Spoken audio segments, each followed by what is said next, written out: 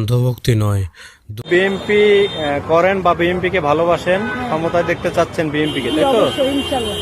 আচ্ছা, বিএনপির একটি ভালো গুণের কথা বলেন তো। সারা বাংলাদেশের মানুষ বিএনপিকে ভালোবাসে, ওরা গণতন্ত্রের পক্ষে আছে। বলেন একটি ভালো গুণের কথা বলেন। গণতন্ত্রের দল বলো। কি ভালো গুণ খুঁজে পান না? হ্যাঁ, একটা ভালো গুণের কথা বলেন বিএনপির, পাইতেছেন না? সমর্থক মানে অন্ধভক্তি নয়।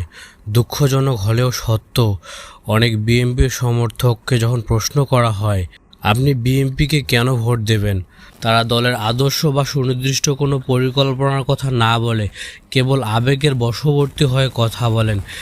একটি গণতান্ত্রিক দেশের রাজনৈতিক দলের সমর্থকদের উচিত দলের ইতিবাচক এবং ভবিষ্যৎ রূপরেখা নিয়ে কথা বলা, কেবল ব্যক্তিগত পছন্দের উপর ভিত্তি করে নয়।